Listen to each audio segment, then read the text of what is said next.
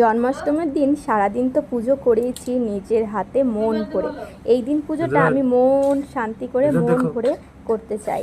তারপর যদি সারা ঘর ফাঁকা থাকে তাহলে তো আমার আরও আনন্দ, কারণ আমি সেদিন শুধু গোপালের সাথে থাকতে চাই, শ্রীকৃষ্ণ ভগবানের সাথে থাকতে চাই। আর মানে কিছু চারিদিকে তাকাতেই আমার ইচ্ছা করে না। তো সারাদিনটা তো ভালোভাবে পুজোটা কেটেই গেল। মাঝে মাঝে টুকটাক কিছু প্রবলেম হয়েও ছিল, বাট আমি সেগুলোকে ইগনোর করে সারাদিনটা পজিটিভিটির সাথেই থাকার চেষ্টা করেছিলাম। তারপর সব কিছু ভালোভাবে হয়ে যাওয়া করে নেওয়ার পর সবাইকে প্রসাদ বিতরণ করে নিয়েছি। তারপর একটু রেস্ট নিয়েছি। এখন বাজে রাত 12টা। আর রাত 12টার সময় কিন্তু এখানে আমি এসে দেখেছি মেন পুজোটা হয়।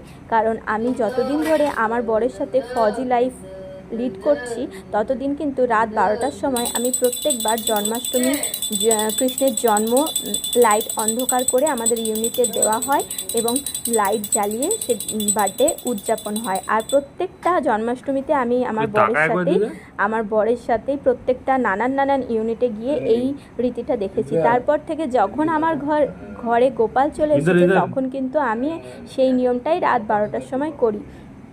আর এখন দেখো রাত 12টা বাজে, এখন চারিদিকে কিন্তু এখানে বোম ফাটছে আর চারিদিকে সবাই সেলিব্রেশনে মেতে উঠেছে। এখন কিন্তু কৃষ্ণের জন্ম হলো, আর আমিও তাই রাত 12টার সময় কৃষ্ণের জন্ম সেলিব্রেশন করছি এবং কৃষ্ণকে দোলনায় দোল দিচ্ছি। তার সাথে সাথে আমার ছেলেও জেগে আছে।